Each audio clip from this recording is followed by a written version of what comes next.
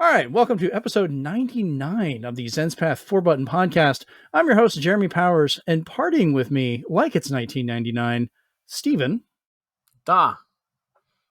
And being the literal covered around by like disco lights and bright, colorful things in the cartoon version you're seeing for the video, or just hearing like he's no different whatsoever and wondering what the hell I'm going on about, Chris. I'm staying alive. Staying alive. Staying alive. All right, so we are getting right up on episode 100 coming up here soon, which is going to be great. And then we'll have some announcements and some changes coming with episode 101. So keep an ear out or an eye out for that stuff coming soon. But just before we get into that, we'll jump in and talk about what we've been up to. And Chris, let's start with you this time. What have you been up to, man? I've been playing Knights of Pen and Paper 2, the sequel to Knights of Pen and Paper 1, because I'm still trying to figure out the proper settings for Baldur's Gate 3, and I just can't get that game working the way I want it to. So I'm going back to the pixel version. You're playing on a Steam Deck, right? I'm actually playing on a PC, but there's still pop-up. You know, some things run fast, others don't. Some things load fast, others don't. So I'm just trying to find that perfect. It might just be because it's a really beefy PC game. That's it. But aside from that, it hasn't quite grabbed me just yet. The Baldur's Gate series was never really my kind of game. But since everybody else was playing it, I figured I'd try it. Aside from that, I was replaying Final Fantasy IX, which is my kind of RPG. I can see you shaking your head, Steven. It's not I like Final Fantasy IX. It was just a crick in my neck. Yeah, you're a liar. You hate every Final Fantasy after 6. In any case, I've also been prepping for that Mewtwo raid that's going to happen, I think, on September 1st or something. And I'm very eager for the new Pokemon DLC, which I have already purchased for later. That's what I've been doing. Cool. Steven, what about you? What have you been up to? A little bit of both watching and playing. So I went back last week into Yakuza 4 because I've gone through the first 4 because there's 0. So now I'm in 4, getting through that because I know then there's 5, then there's 6, then there's 7, then there's Inshin, and then there's the Man with No Name. So I was like, I'm going to be so far behind if I don't so many of those catching up right now. And then there's the Lost Judgment and Judgment. So there's that one too, which is the offshoot of it. So I didn't realize those were connected. I thought it was just like a little side thing. No, they're all connected because of course they are. One's like the lawyer side of things. So I was like, okay, so I have to get all into that, catch up there. I did not only preload and pre-order Vampire Survivor on Switch. Nice. So that came out. Has not chugged at all. I haven't gotten to the full 30 minutes. I've died because I'm starting over. But I'm playing through that. I probably will get Chris one of these days so we can try some couch co-op and see how that runs or how that works. I didn't know you started over. I did preload Starfield, so I'm ready for the 9th or the 1st if I buy that upgrade kit. But that was a nice 120 gigabyte chunk. Went pretty quick, though. I did purchase Quake 2, and it got me nostalgic, so I unearthed my physical copy of Quake 1. So I'm going to play. So I'm playing through that just so if I want something that I can kind of just play through levels really quick on, like a quick pick up and play, I'm like, I'll do Quake on my Switch.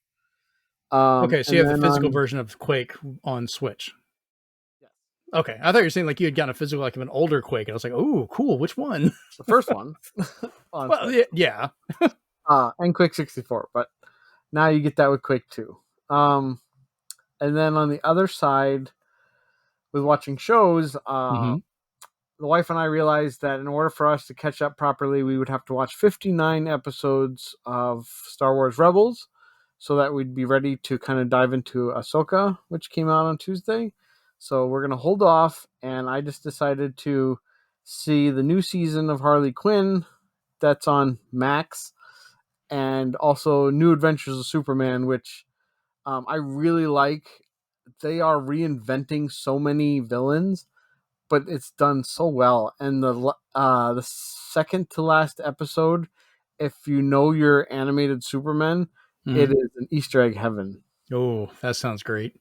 I need to, I keep saying I need to watch it. I need to just get around and do it. It is the worst intro because it seems like MTV did the intro to it. But once you get past the intro, it's great.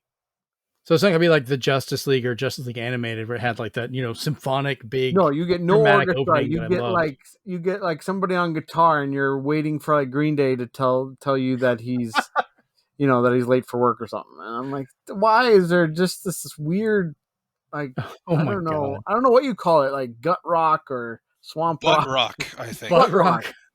And it just feels so out of place for Superman, because usually Superman you hear like the horns, orchestra, and no, you get jing jing jing jing jing jing. I'll have to send the opening to our friend Rob, who he runs his own music podcast, and see what his official diagnosis of what type of music it is. I think that'd be great. Whenever I hear it, all I can think of is records and bands. All I can think of is Jimmy Eat World, the middle, and I'm like, I don't want to think about that when I'm watching Superman. Yeah, that's a very defined the guitar opening for that. That's stuck in my head now. Thanks. I'll be sitting there bobbing along to that song the entire episode. Oh, man. All right, so I will go into what I've been up to here lately. Still playing Baldur's Gate 3 on Steam Deck, and surprisingly, my 1080 Ti, it's been running really well on my computer. Still kind of getting into that.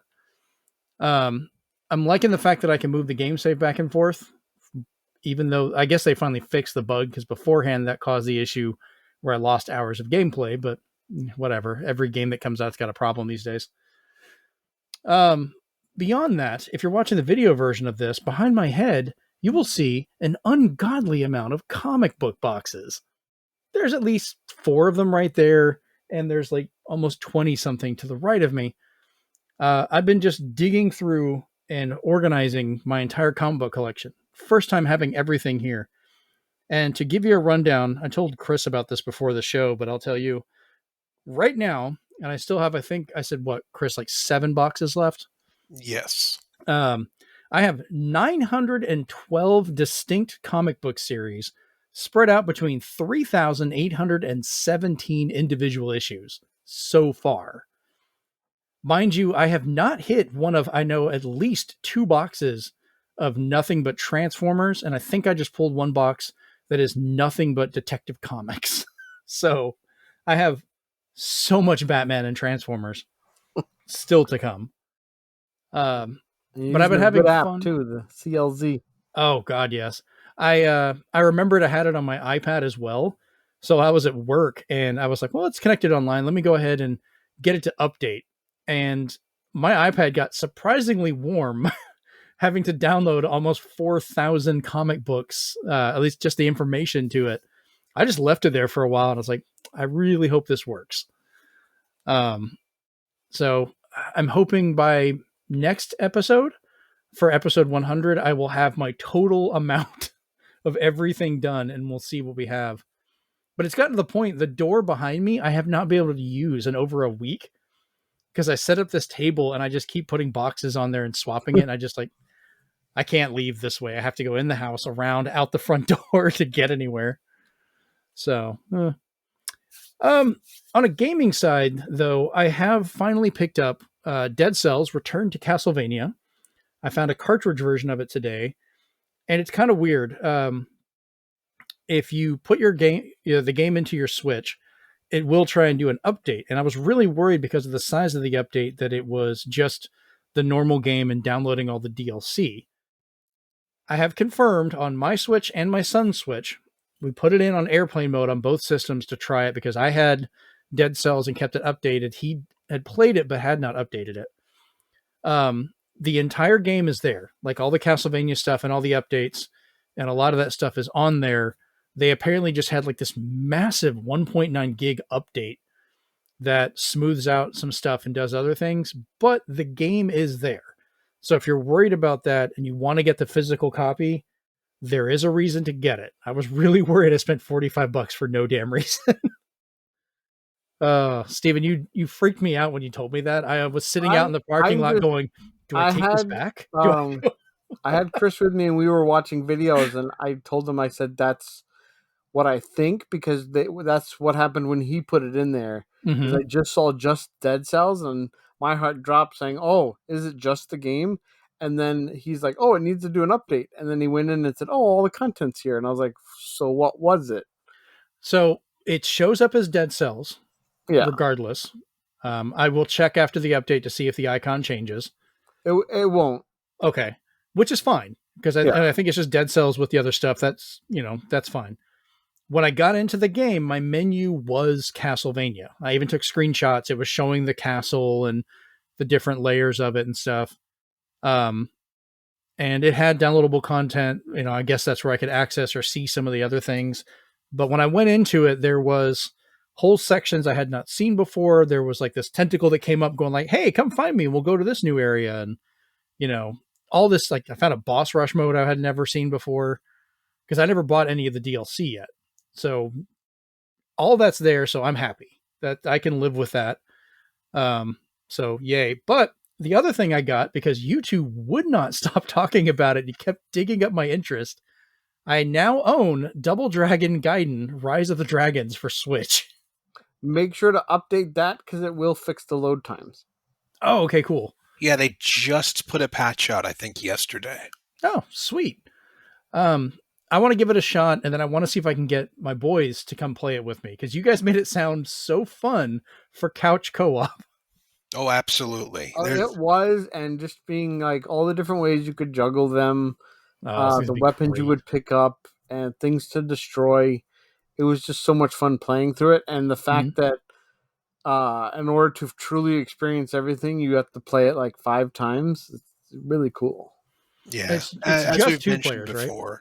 Yeah, is it though? Is it? I'm trying to remember. It is. It's only 2.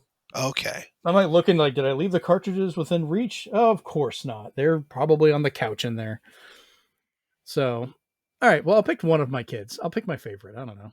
I'll let them debate on which one that is. And then I will say, with the Dead Cells Return to Castlevania, the Switch version exclusively has the best reversible cover art.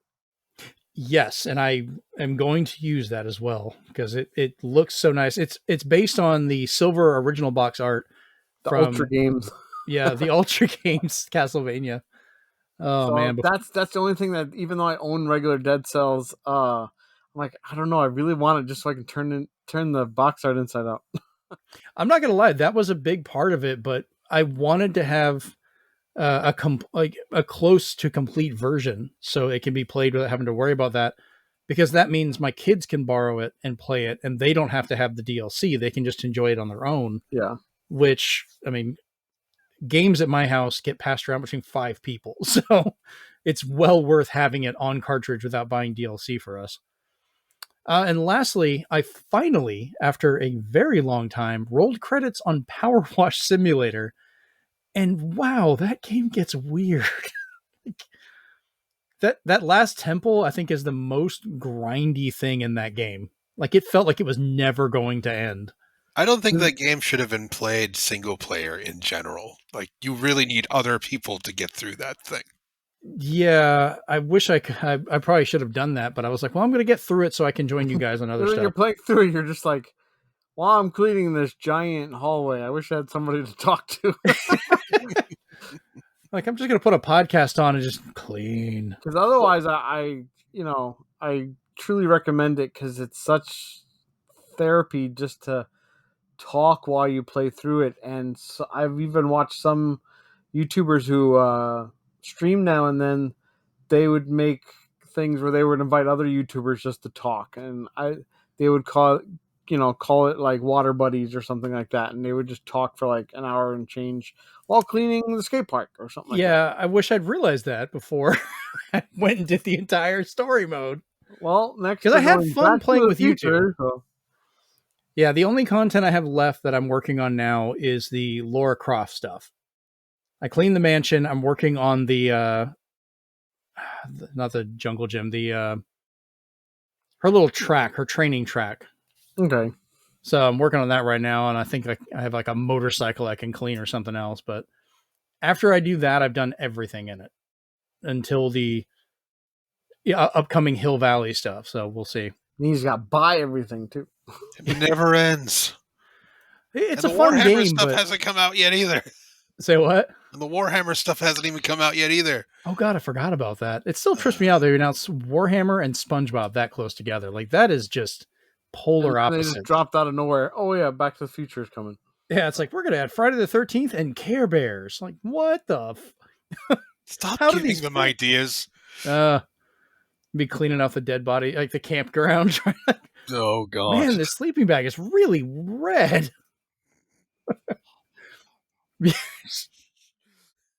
And you just see him, the guy blowing on the blade and wiping it off.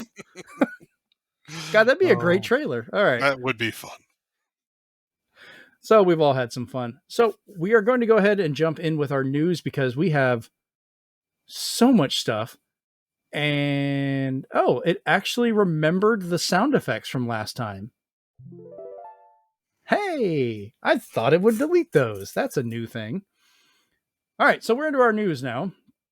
And starting off with what people for some reason think is like really sad, like memorial news, but the guy's not dead. Charles Martinet is stepping down as the voice of Mario and stepping up to the new role of Mario Ambassador for Nintendo. Once again, he's not dead, guys. It's okay. The man can retire. He voiced Mario for the past 27 years, since 1991 as a digital marionette. He would voice at trade shows with a tech that I still find absolutely fascinating to watch. Even from that far back, it's so well made. But he was the voice of Mario, Luigi, Baby Mario, Baby Luigi, Toad, Wario, Waluigi, and whatever else he just wanted to get away with. He could do it. But that also means he's not involved in Mario Wonder, which some people were kind of wondering, no pun intended on that. I just kind of said it. Inadvertently walked into that one. Yeah. And I deleted the drum set. I'm an idiot. Could have used it. All I can do is make a menu move. Not the same. You can add it later. That's the big question. Yeah, well, it's still a question. Where'd the drums go? I keep thinking people like, if you listen to a podcast and they say all the time, drink. And I'm like, I would kill somebody with the way I talk. So what are you guys' thoughts on this? I mean, Charles Martinet is finally retiring, but not retiring. But the guy's been doing this forever. Like, Steven, you go first. I know you want to say something. I will be first to say, because, Oh, you're wearing the Mario hat. Memorial. Oh, God, stop it. No, I will be the first to say that if you look at the later, like, Mario Parties, WarioWare, but then you look at older games like Wario World and the earlier Mario Parties, his Wario has suffered a lot. His Luigi is starting to change. His Mario, like, sometimes they'll just use the same sound effects. So you could tell that they weren't getting the same pitch as they used to. So I love the guy. I think he's an amazing voice actor. I am so happy that they created a role for him. I still believe he's going to still do the digital marionette, either for Nintendo World, theme parks, or for like special events where they have like a closed set or something like that. But definitely stepping down from video games, because video games are hard to do. They do take a lot of all the grunts and groans you have to make as well, and all the screams. So somebody else is going to have to scream of Mario when he falls from too high of a height in the next 3D game. Who's going to scream as Luigi as he's running from ghosts in Luigi's mansion? But, you could even tell that some of it, like Baby Mario and Baby Luigi, were starting to get closer to just all melding together. So for me, I was just toddler Mario. For me, I was just thankful that it didn't get to the point where he damaged his voice, or it didn't, because some voice actors go through something where their voice is going through something horrible. Even Peter Cullen said he did one for King Kong where his like vocal cords were bleeding, like his throat was bleeding. And I'm like, I would never want Charles Martinet to say he went through something like that. So yeah, to know, like, saying, hey guys, we don't know who started this, like who initiated it, but it's good to know that they have a way for him to move on. but I'm not taking it as, oh my god, he's dead. I'm not taking it as some kind of like special moment that the last line he ever uttered was in the Mario movie saying, Mario, Luigi, these are my boys. I took that as just like, it's nice that was the last one before the announcement. I'm not saying he'll never do anything again, but it was kind of a nice touching moment for that, but that's all I meant. Yeah, so I was just like, he probably did something after that, and I wish I could find it just so I could ruin everybody's moment. You would. Because I was like, it's sentimental, yes, but guys, like, don't boycott the new games. Give it a chance. That is so stupid from people. I don't get it. Just the games will still be awesome, and if there's voice roles out there that you don't even know got replaced by another voice actor, so let's wait and see. Chris, you got any thoughts on this? Mostly that I think a lot of it has to do with, especially in terms of animated voice actors, because you don't see the actor progressing in terms of age, you tend to forget that, yeah, they're human, and eventually they are going to tire out. They're going to get throat cancer. That's happened with Rob Paulson and a lot of voice actors. Yeah. You're going to wear yourself out, and eventually you might not be able to do the same voice. I remember playing, what was it? DuckTales Remastered, where they brought Alan Young, the voice of Scrooge McDuck, back to record his voice. And he was 90, he was either 96 or 98, and you could tell there's a difference between, a younger guy playing an old Scrooge McDuck and an actually old person playing Scrooge McDuck. I mean, it was awesome hearing him come back, but yeah, that was his last time. Yeah, you could tell on that he was just like, this is the last time I'll do this. But jumping on that, Chris, when you heard Magica Dispel and they brought back June Foray, bless her heart, she couldn't even do the laugh anymore. It was just like, why, guys, why? Oh, man.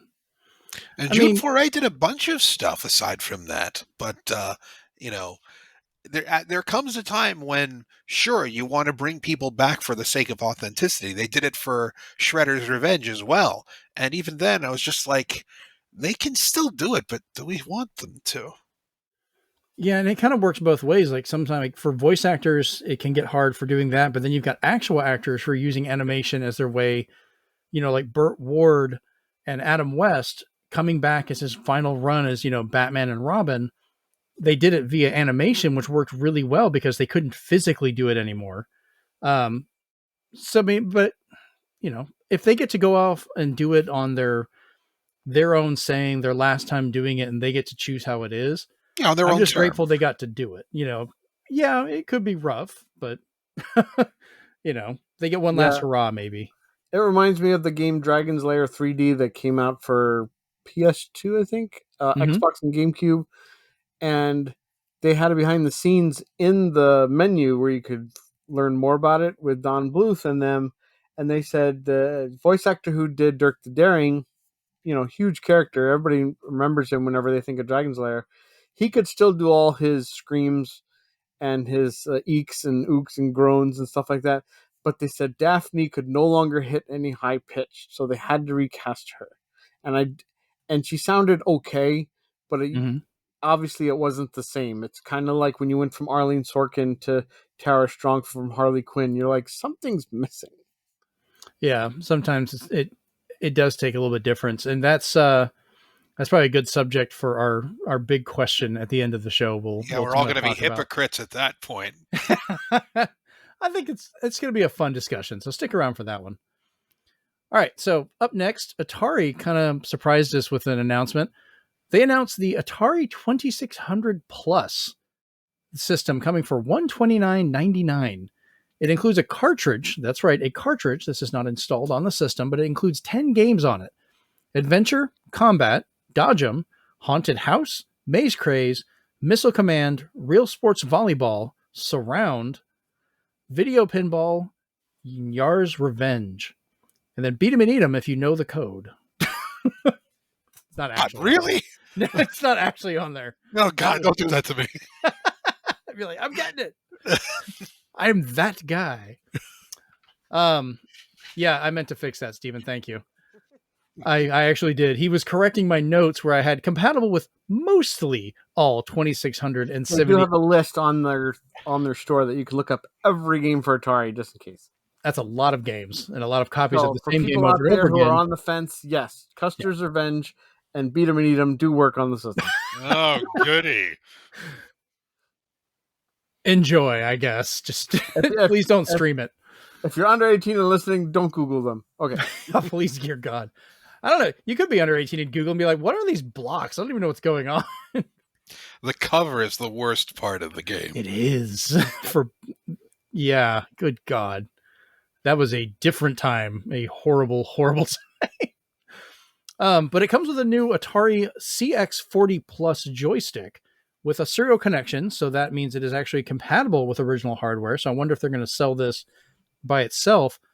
And then in the FAQ, they mention an Atari CX30 Plus paddle, but nowhere do they show it or mention it anywhere else on the page. I looked for it. It's in the store. Okay, it's in the store. You buy it separately. When you buy it in the store, you get a 4-pack of games like Circus, Clown, and some other ones that require it. Okay. So that one's nice. And the joystick is sold separately both on Amazon and the Atari store. That makes sense because some people already have modified because those serial connections are the same ones that work with Commodore 64. So if I can get a awesome and new the Master System, if I can get a great new controller for my Commodore 64 / Genesis / Master System, go for it.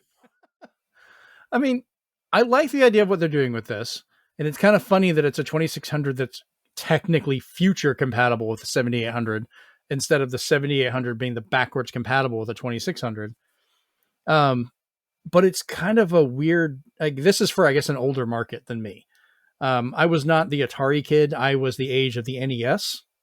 I remember the first game console I ever saw was an Atari, but I never played it. I didn't really mess with it that much. I just saw it at one of my family's house and went like, what is that? Oh, it's a video game. And then we had to leave. So I never got to turn it on. Does this interest either of you at all? Like, are you guys, either of you, like, you know, Atari lovers from back in the day? I think in the interest of preservation, I do collect Atari games, but I never wanted to collect any of the Atari systems at the time because I would need to put a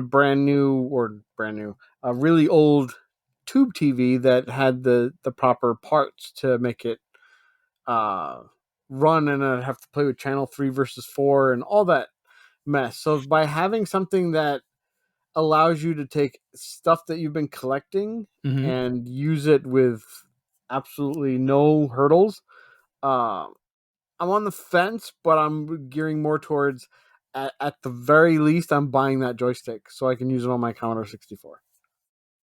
Nice. Chris, what about you?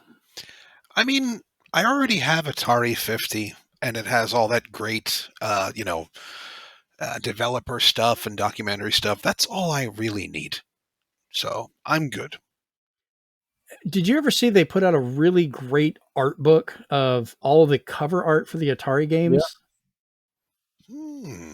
Yeah. It sounds good. Yeah, it's because, I mean, they did not care, to be honest, on those boxes. Like, that was half your imagination. You had to geez. You had to Atari, NES, Master System. Well, not Master System. Master System has the most abysmal box art for any video game I've ever seen. You get a grid. Move on.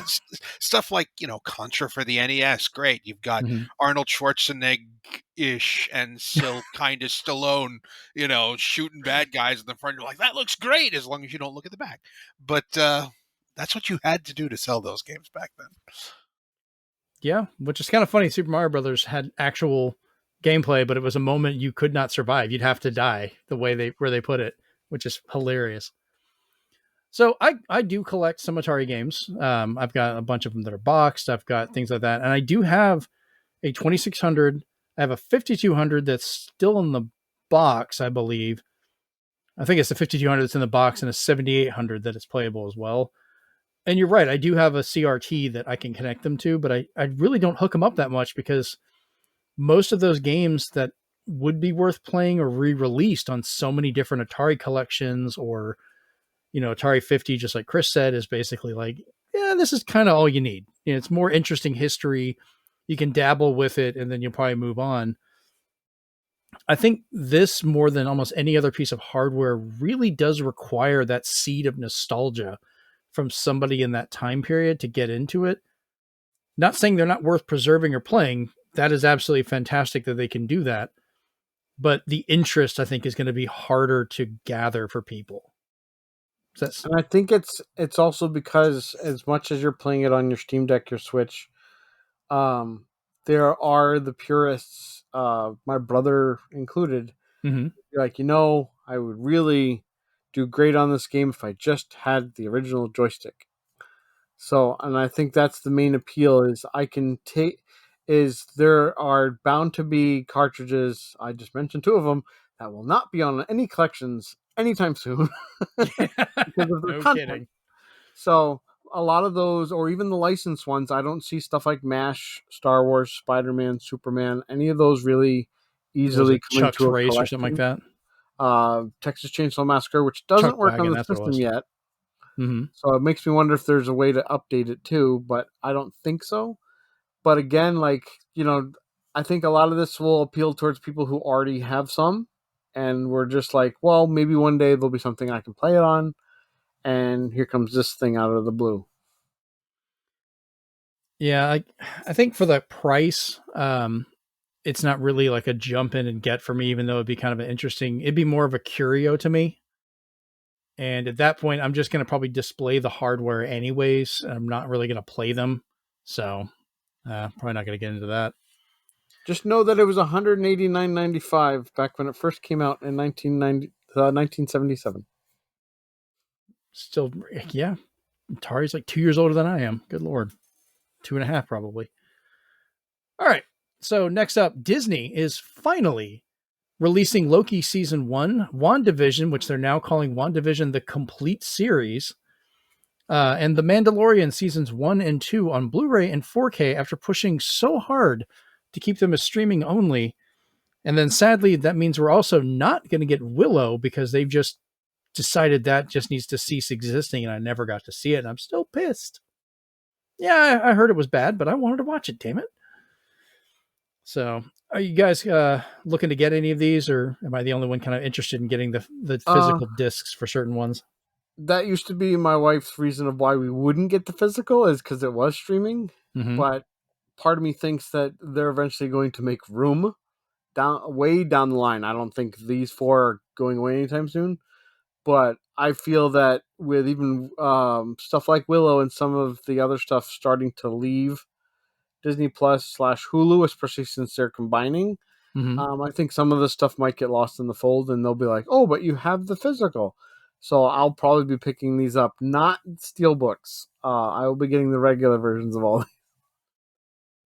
Are they actually releasing just regular ones, or are they? I thought they were all just steelbooks. The 4Ks seem to all be, unfortunately, steelbooks, but the Blu-ray versions seem to be standard and just your regular. Get all your movies and eventually have rust. But I don't like something that can have a dent in it that I watch. So it's like, okay. Chris, what about you? Any of these interest you at all, or? I'm just happy that it's happening. Streaming has been touted as the next step for so long that we've just lost so much in the way of what could have been physical media. So companies stepping back and actually making physical copies again, that's a good sign. So I'm just happy that it's there. We lost so much, like residuals. Yeah, no kidding. All right, so this is kind of an interesting story here afterwards. Mark Kern, one of the developers that worked on World of Warcraft, Diablo 2, and more later formed Red 5 Studios. I can't talk today, apparently, which he, by the way, was then voted out of in 2013, has kind of made a weird public claim on a tweet about Starfield, stating, quote, the physiognomy, which, by the way, everyone, is the study of like a person's face to determine their demeanor. I guess Triple word score. Yeah. Okay. You get a great score. Some kid's going to win a spelling bee on that one. The physiognomy of start screens. The start screen of a game can reveal a lot about how rushed the team was and how much pride they took in their work. Starfield's start screen either shows hasty shipping deadlines by a passionate team overworked or a team that didn't care. This did not go over well with some of the developers, including Pete Hines, Bethesda's VP of Marketing, who actually responded back in his own statement because somebody else was making jokes at them in regards to this. And because they said that, they're being hasty or simply didn't care. So he responded back, quote, "Or they designed what they wanted, and that's been our menu for years and was one of the first things we settled on. Having an opinion is one thing. Questioning out a developer's care because you would have done it differently is highly unprofessional coming from another dev." Yeah, and he actually put dev in quotation marks, which is hilarious to me. I didn't want to stick too much to this but we got a lot of news about weird stuff with Starfield this week. I mean, it's kind of funny how it's going.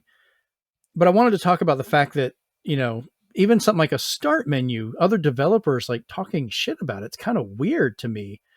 And what do you guys think on that?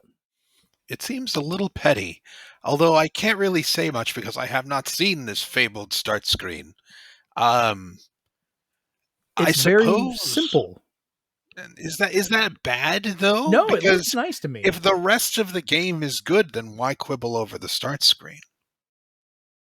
Yeah, it's like say go ahead. Though that Mark Kern has been very controversial, has been very problematic, and very phobic in a lot of different ways. Oh, lovely! So I figured he just wanted attention. So I remember hearing about him years and years ago, and I think he was losing relevancy, so he did this. But there's a reason he was voted out of that company, and there's a bunch of other stuff that he's not a good guy. He makes Elon Musk look like a saint. Oh, goody. God, I should have even brought him up then.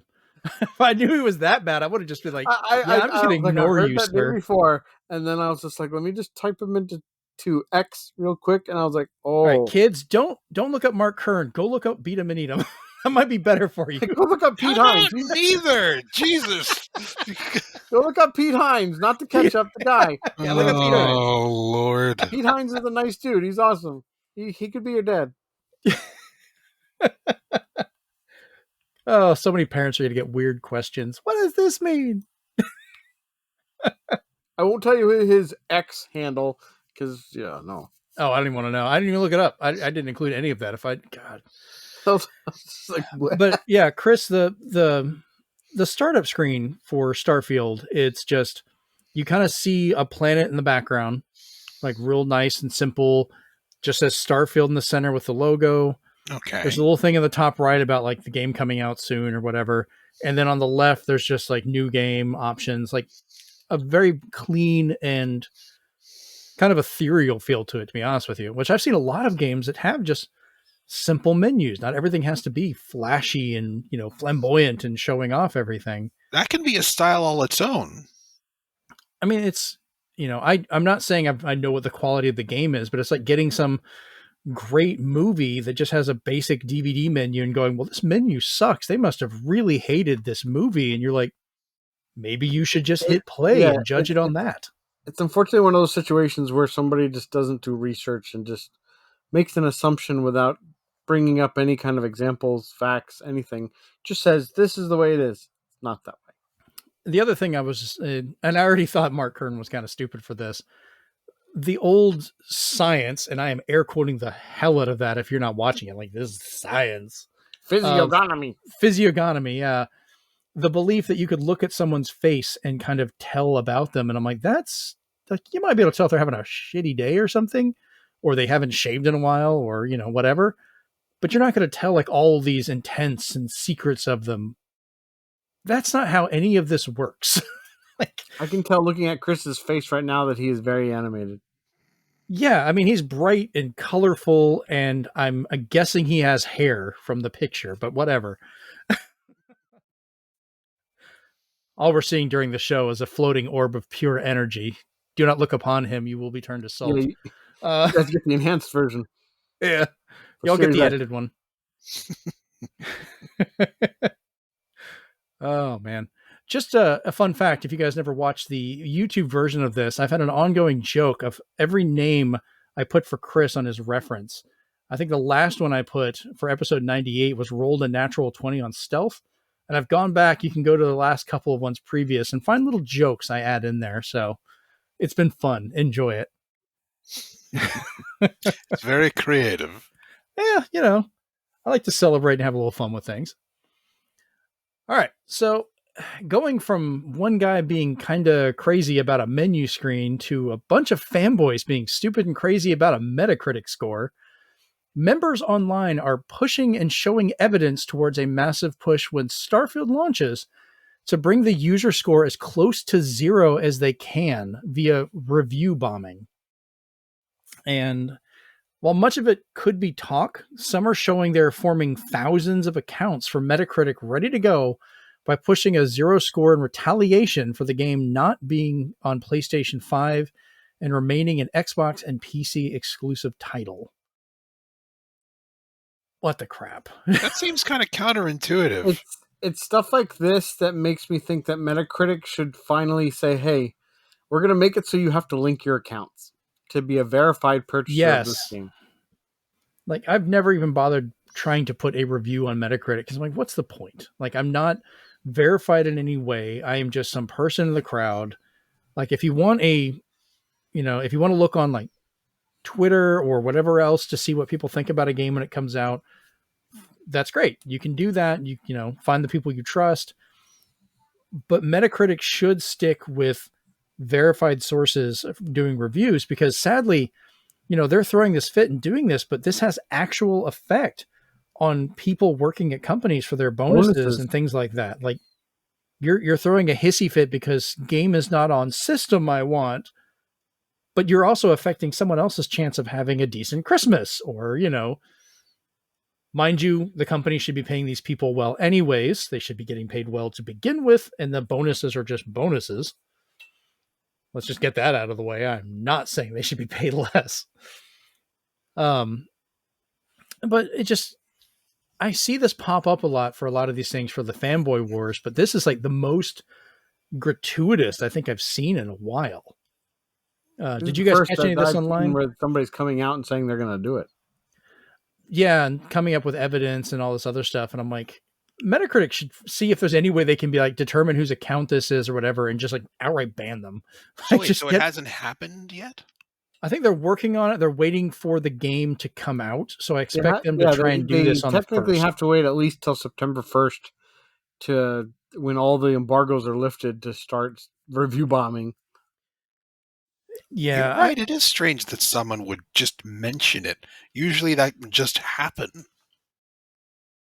Yeah, these people are like trying to get the clout ahead of time. Look what we're going to do. And like one of them was saying like he's got all his accounts done and he knows another guy that's got like 600 accounts that he has set up and ready. They're going to review bomb it. And I'm like, so it's going to be, I think, a massive disparity between actual reviews and user reviews, which you're breaking the point of it because you can have something be critically acclaimed but not do well with the public or vice versa, and you're breaking that ideal.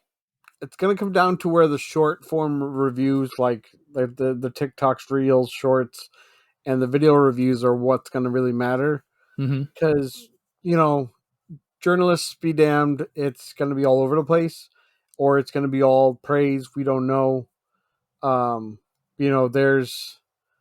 There's people who didn't like... There was journalists out there who didn't like Ahsoka because they said one of the characters was too sassy. And it's a droid. Okay. They've kind of proven droids can be all kinds of things. That might bother them. So it's things like that. I was just like, okay, they should stop calling it review bombing and just calling it doing a bender where it's just like, I'm going to make my own Starfield. With hookers and PlayStation. And I'm like, well... I'll be like, wait, you don't know. Starfield probably has blackjack and hookers. So probably, actually. That would be great. I would absolutely love if you could find some abandoned place with broken robots that's just like dead hookers everywhere and abandoned blackjack tables. That would be the funniest thing to find on a moon somewhere. I don't care. The game would be a perfect 10 at that point. the more things I hear about the game, even though one of my friends is complaining that not enough gameplay has been shown, just some gun scenes and such. It showed like an hour of it. And I was just like, I thought there was plenty out there. So the more they talk about it, the more details are revealed, the more I'm excited for it. Well, just so everybody knows, if you're curious about Starfield, when the game releases on the 1st, I know at least I have already paid for the game. So I will be streaming it when I start it up. And if we can get these two Canucks to have the time to join me, I'm going to be letting them tell me what to do. And I don't know how this is going to go. God help me through character creation.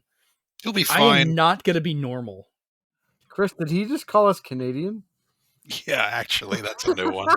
Look, I was reading a lot of Wolverine when I was going through these comic books. Okay, so I keep saying Canuck. It's stuck in my head. No problem for me, eh?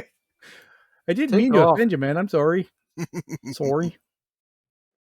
Oh, man.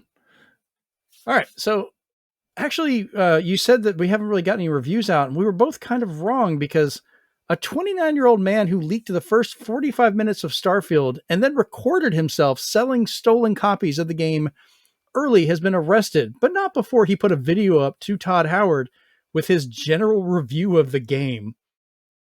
Early warning, it was fairly positive, even though very illegal. Darren Harris is in custody of the custody of Shelby County, Tennessee Sheriff's Office on August 24th, about 4 days after posting the link. Or the leak, not link. I guess it was a link to the leak, whatever. So he's listed to have a felony charge for stealing between $2,500 and $10,000 in property, as well as a misdemeanor charge for $1,000 or less of stolen property. And then they threw in a marijuana charge in there just to round it out, I guess. But the guy posted an unboxing of the game, then started playing it for about 45 minutes, showing the opening of the game early, then started uploading listings of the game for sale. He then recorded himself delivering them to FedEx to ship out with stacks of games being visible while he did it to prove that he had them. And we're not talking about just a handful. He had standard edition, premium edition, collector's editions for both PC and Xbox Series X in the pictures and the listings. They don't know how he got them yet. They don't know if he worked for a distributor and just stole them from there, or if he bought them off someone who broke street date, but the amount he had would tell of an entire store's inventory. Like, it's kind of crazy on that one, but yeah, who films themselves doing crimes and then uploads it? Maybe they thought the cloud would let them free? I don't know. I don't know. Todd Howard, no matter how much you might find it funny, is not going to get you out of a felony charge. Like, that's not good. Before you do these things, just remember the immortal words of Bubsy the cat. What could possibly go wrong? I love when we get a Bubsy reference in here.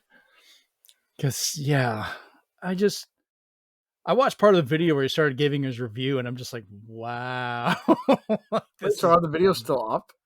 Just when he's talking about the review part. Because he doesn't really give much. Everything else, I clicked on it. I was like, you know what? I'll see the first few seconds and I'll go. And it's like, boop, what? The YouTube channel is gone. It's just like taken down for copyright strike by Bethesda. And I was like, yeah, they nuked him from space. It was the only way to be sure. But the damage is done. Once it was on the internet, people probably copied it like crazy. So if you don't want to see that first 45 minutes and want to wait and watch it with us over at twitch.tv/Zenspath in a few days, then don't go looking for it because it's out there. Join these Canucks. You're never going to let me live down that slip. God. Were you thinking Knuckleheads? Is that what it is? Maybe? I don't know. I gotta update my Facebook status. Like, life event. I was called a Canuck today. That hasn't happened in my entire life. I'm down here living in Florida, which is basically super South Canada during the winter. So I don't know. Oh, that's great. All right. So one last little bit of weird, well, a bit of weird Microsoft news here. They announced the Xbox Series X console wraps. this has actually kind of grown on me. Hear me out. They're starting in 3 color options, which are mineral camo for $44.99 coming November 10th, Arctic camo $44.99 also coming out November 10th. Both of these, by the way, are controllers that they sold for a while that were pretty popular. And then they're doing a Starfield edition for $49.99 coming October 18th. So the insides consist of a soft silicone print material and then Velcro to enclose it. I kind of wish they would have done magnets. It would have been nice, like the surfaces, especially given the cost. But they seem pretty clean. They mention each one has a matching controller available. So I'm kind of curious, will we see any to match existing controller options, like the 20th anniversary one I have, or the Forza Horizon 5, which probably not. There's a new Forza coming out. So we'll see. What do you guys think of this option for customizing your consoles? I'm all for it. I'm all for it because it's not a sticker. It's It's like a nice laptop, almost magnetic, but not really, because that would be a horrible idea. You know what it reminds me of? The material they make Microsoft Surface keyboards out of, which is not bad. That's actually been holding up really well for years on mine. I don't know. I would kind of love a red one. I replaced my faceplate on my PS5. I kind of want a green one. So, Xbox doesn't have a good option for customizing their system, and they've always had to make sweepstakes on all these special edition systems. So now for the low price of $49.99, you can have a special edition Starfield system. Yeah. So I'm okay for that as long as it's been tested that there's no overheating, even though the parts are on the sides. That's what gets me. I can't really say much until we see how it works, because the console wrap thing, it sounds like it would retain heat or not fit properly. They did show a video. I've looked at it, and the way they have it designed, it looks like it's mostly meant for vertical. I don't know if it's going to work for horizontal, but the entire top is open because all the airflow goes from bottom to top. The bottom has little feet that make sure it maintains the distance from the stand. So the airflow from the bottom comes in, and then the whole vent in the back is completely untouched. The wrap doesn't even start until well above that on the backside. Yeah, because that was my concern too. Is I'm strictly horizontal, so I would hope that's fine for horizontal, 1, and number 2, they don't ever put pictures on it that look weird when you put them in horizontal. Yeah, that's kind of a weird thing. I hate the fact that the button... Diablo wrap with Lilith, and then Lilith laying down if she's don't have taking a nap. Yeah, because I'm looking up skins now from other companies, and one of them is the TARDIS from Doctor Who, and you want that, you have to have it in a certain way. Well, I mean, you can have the TARDIS fall over. It could be a bad one, Oh, it happens. Lord. Yeah, I've watched Doctor Who. That thing wrecks all the time. Bigger on the inside. I kind of would like a TARDIS one. I might actually buy that if they do one. I don't want to do a sticker though. I hate the decal ones. They never go on correctly. That's the thing. They leave a resin, residue and all that. That's an interesting point now that you mention it. A lot of the nicer skins, you either need to be absolutely perfect or use a miniature blow dryer to get the plastic on right. I've seen people do that with Steam Deck. So maybe switchable skins are the way to go. They make me looking at them now, they make me think of iPad covers, where they're that's kind of what the covered in, like, they snap together with Velcro and they're there for protection, just not in a portable way, which what you would have with an iPad. Yeah, and if you can hear a weird noise outside, for some reason the mosquito truck has stopped outside my house and is just idling. I'm sure you guys can't hear anything and it's just me hearing it, but why does this keep happening? I also think that distracting. Going back to the Xbox thing, I only think this is something that only Xbox would do because it's a niche thing, but it's amusing. I'm going to show you right now on here. Is that they sell a jacket. Oh. They sell a hoodie that you put your controller in, your Xbox controller. That I thought was so funny. It's $25 and it comes in black or white and has the Xbox logo on it, and it's so cute because you can just have your controller in a zipped up hoodie. I mean, they're not selling it like, oh, you have to have this. It is kind of a humorous thing. And I'm okay with companies selling something that's meant to be funny. They're not trying to say like your controller needs to be protected. Like that's bullshit. It's like, come on, they embraced the Xbox fridge idea and made an Xbox fridge. It wasn't as successful as it should have been because they didn't source out to a good company. Yeah, I quit using mine. It's horrible. Don't use it. But still, the idea that they said, we're gonna laugh along with you, and we'll actually release that because some people might just buy it for novelty and not plug it in. But so I think the Sony answer to this is they had actually put out a small PS5 wireless router. That would have been great. Like, just made a wireless router shaped like a tiny PS5. I think it'd be the same joke as the Xbox Series X fridge. Well, right now their joke is the PlayStation Portal. So we will get to that. I don't want to, but we will. So terrible. All right, so moving along from our Xbox skin, we'll go into some Microsoft deals that have been made. Hopefully this will be one of the last announcements you have to make with this, but Microsoft announced that all current and future up to 15 years of Activision Blizzard titles will be coming to Ubisoft Plus streaming service in the UK as they sell them the full streaming rights to their games. The deal was made in a bid to appease the UK CMA to finally approve the Activision Blizzard Microsoft merger. Nothing states yet if this is UK only. I kind of believe this will only be there, but it could be a worldwide deal as well. Microsoft President Brad Smith stated in an August 22nd blog post, quote, "To address the concerns about the impact of the proposed acquisition on cloud game streaming raised by the UK Competition and Markets Authority, we are restructuring the transaction to require a narrower set of rights. This includes executing an agreement effective at the closing of our merger that transfers the cloud streaming rights for all current and new Activision Blizzard PC and console games released over the next 15 years to Ubisoft Entertainment SA, a leading global game publisher. The rights will be in perpetuity." So it doesn't state if it's country specific, but this will give games such as Call of Duty, will be added to Ubisoft Plus multi-access subscription service, along with their Ubisoft Plus Classics add-on for PlayStation users. Microsoft will not be able to make any of the games exclusive to any one streaming service, so they can't ever come and say that just GeForce can have streaming rights or just they can have streaming rights or whatever. This I thought was funny.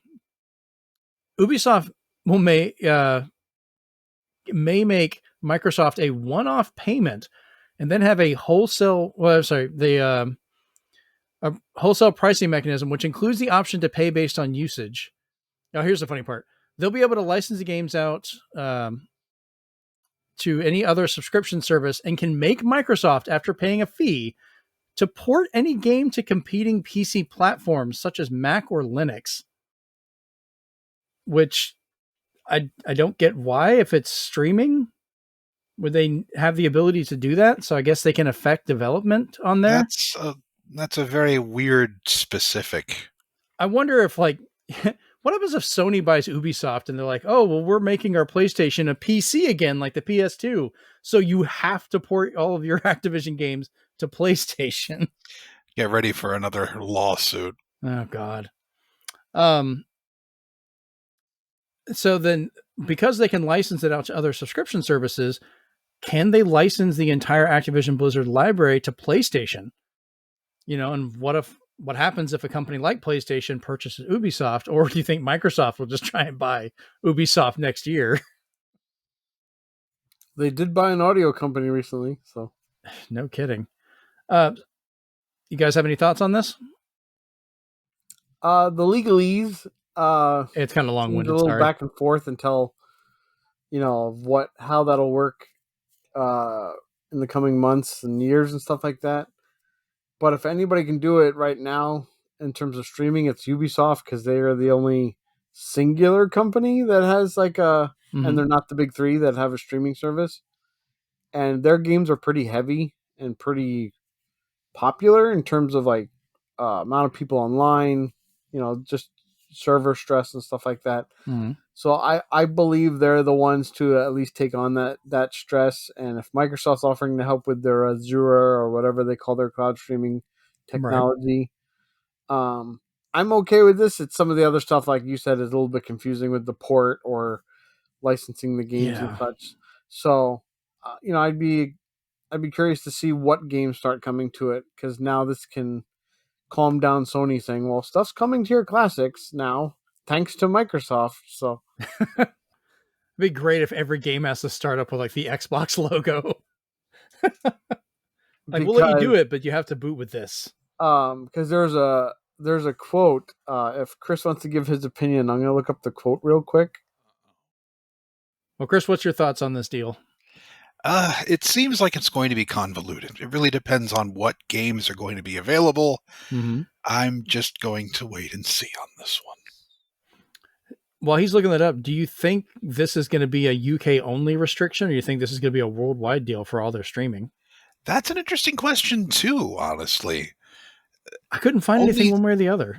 Only since the the Activision Blizzard Microsoft problems have we seen how different things go in other countries because of those specific branches of the the company. So yeah, really, it could be day and night considering where you live at the time.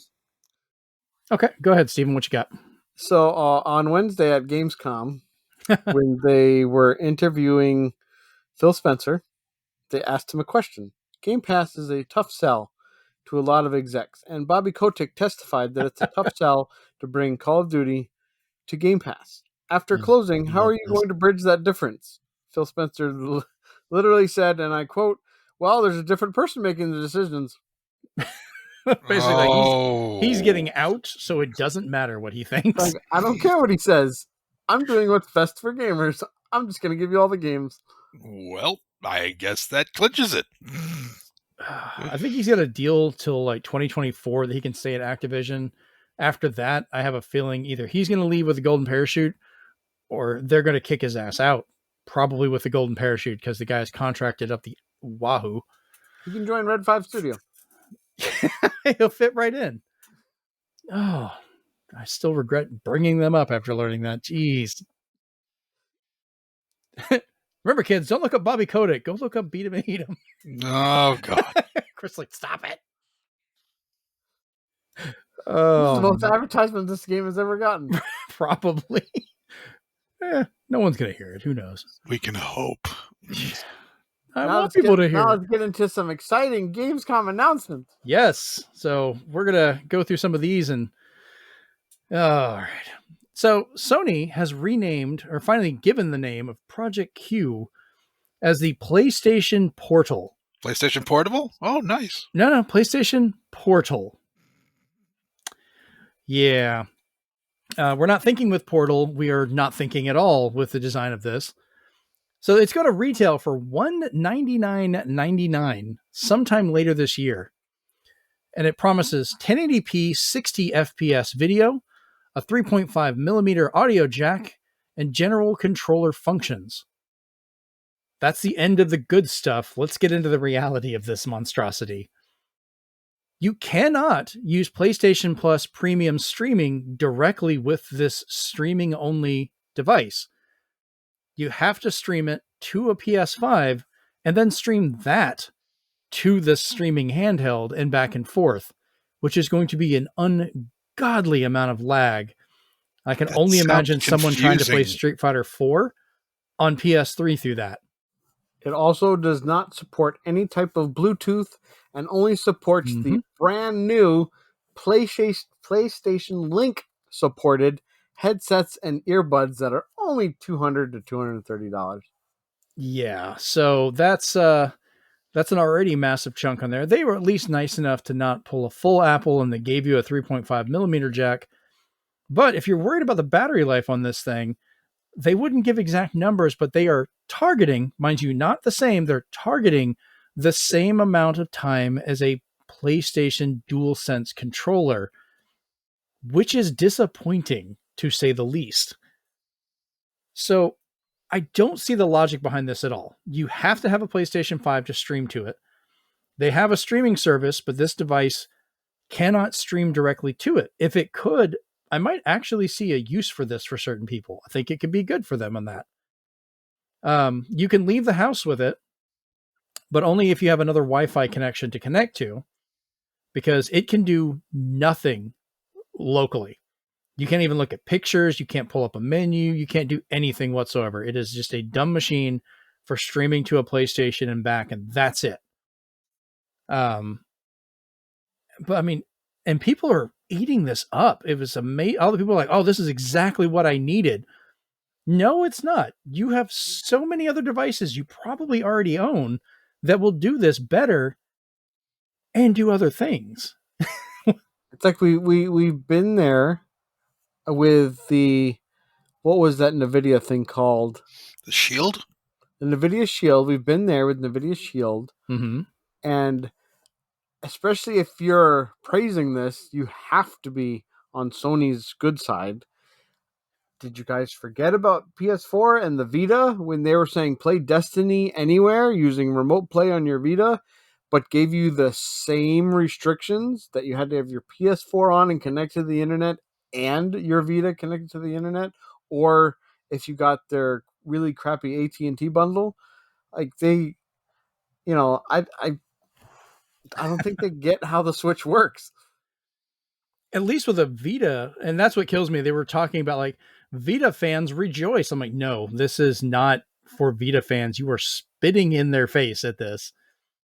But at least the Vita could do something else while offline. If you're on a plane, you could use that and you could do things. If you traveled and you were where there was no Wi-Fi, you could use it. This can't even function as just a controller. It can't just be like a wired or a wired or a wireless controller for your PlayStation if you want to use it directly. It has to stream through Wi-Fi. So even inherently sitting in front of it, you're going to get lag. You're basically owning the top half of your laptop with a controller taped to it. Only Sony would go back and try and copy the Wii U after the fact and still mess it up. I think they're just jealous that the Switch is still a high contender and they don't have anything to counter it. It's just so. All right, for a comic, once again, I've been going through so many comic books. I'm going to make this reference. Sony has become Marvel comic book version of Thanos. They have all this power, but when they go into the mobile market, they try and make these powerful, great machines. They keep making some subtle flaw that causes it to lose. Seriously, I mean, if you ever read the old comics with Thanos, he had the Infinity Gauntlet, he had all this power, but he always finds a way to make himself lose. It's like subconscious almost. The PSP, I think, was the closest they ever came to competing with Nintendo. That was a hell of a machine. It was a great system. It was. The UMD had a couple flaws, but that wasn't even the major issue with it. That could easily be resolved by recasing stuff or fixing that. It used a proprietary memory card, but at least that one was more popular at the time. Like I remember a lot of devices would use that memory card for cameras and stuff. So at least it was reasonable. But then when they got to the Vita, they made a really nice design and completely crippled it with that stupid proprietary card that nothing else used. And making it where the cartridges could not save on themselves. So you'd have to have that, but no internal memory. Killed it. Honestly, that is what I think hobbled it day one. And everything after that, there's always that fatal flaw for their handhelds. I think if they got their shit together and quit doing that, they could make a good competitive kit to go against the Switch. They really could. And this is not it. Like, this is the most hobbled they've ever done. This is the super mistake, I think. So, any other thoughts on this monstrosity of a controller before we go on to the next stuff? I'm sure I've shitted on enough. Steven, you got anything else? Maybe don't hire MacGyver to be your product development team. Nice. Chris, anything to follow that, or is that a pretty good? He covered it. That's Yeah, it. I can't do better. Yeah. Moving on. So, Hellboy: Web of Weird (WYRD) is coming to Switch, PS4, PS5, Xbox, and PC on October 4th. And I love how it looks. I'm not even sure how the gameplay is going to go for all of this, but damn it, I love Mike Mignolia's art style. Like, I love seeing that, and it looks good to me. I don't know. It lost all of its artisticness, if you want to call it, the flourish from the original trailer. I saw the new trailer, and it looks more cell shaded than Mythic Force. I've only seen screenshots, and I think in screenshots it still held Magnolia style. Look at the new trailer. It is super cell shaded now, so I don't know if some of his work might get lost in the fold. Ah, damn it. That sucks, because I meant to ask Chris, like, what are your thoughts on Magnolia's artwork? Oh, it's very unique. Hellboy stuff is instantly recognizable, and it works for the story. So yes, it's phenomenal. Shame to hear about the trailer. I would love to see Mignola's work translated well. Hellboy looked great in Injustice 2, so that was something as well. I thought they treated him really well for that. As a fun side anecdote, I've actually got to meet Mike Mignolia once. Oh, he did a little drawing for me of Hellboy in a little Comic-Con art book that he had. The guy is super nice, like absolutely fantastic to talk to. Great guy. So hopefully nothing else beyond that has come out that I'm not aware of. As far as I know, Mike Mignolia is still a good guy. He's not working with Mark Current. Okay. No, God.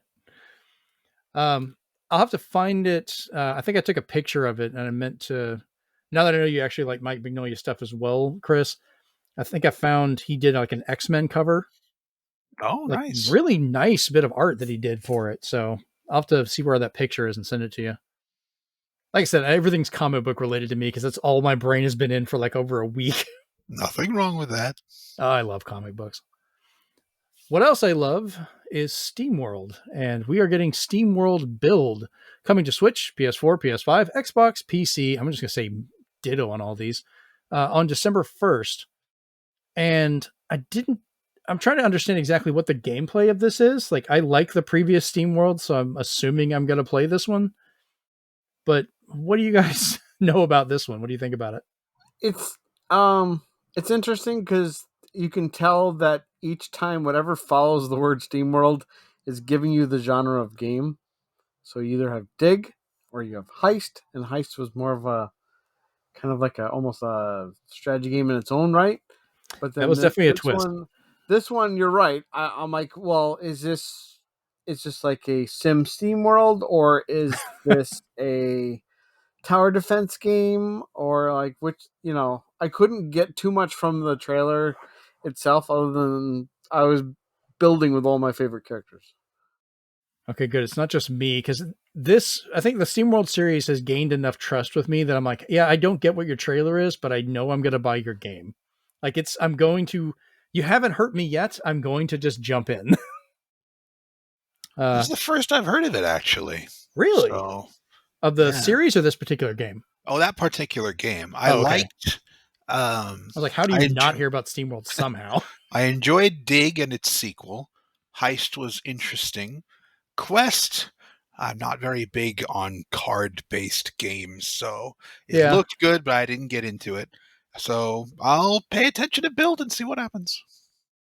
Okay.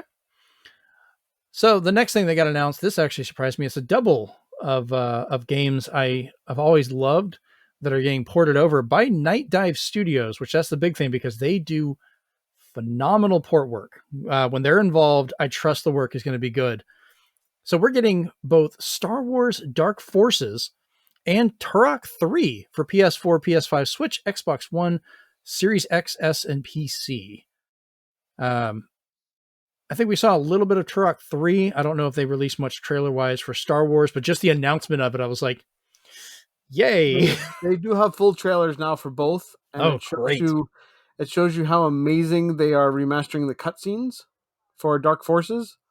So Oh, cool, because I think that one had live action for parts of it, if I remember correctly. Yeah, so it's kind of like choppy live action because it's meant to be more artistic, but it looks right. phenomenal in the remaster now from what they showed so far. Turok 3, Turok 3, it definitely shows off the character design a lot better, whether you like it or not. So I think we talked about this a little bit before. I talked to somebody, I think it was you guys, but I think a lot of the Nintendo 64 shooters are some of the best ones to bring back and get remasters because the gameplay, the mechanics, and the visuals were there, but it just ran so choppy on the N64. Like they were kind of stepping beyond what they could do at the time. But almost every time now, except for GoldenEye, that one was just weird. But like the previous two Turok games and the Quakes that are being brought back for the N64 versions and a few other games, I think it does them a really good service of bringing them to newer hardware, so you get to enjoy them as they were intended, versus what there originally was. And I'm looking forward to it.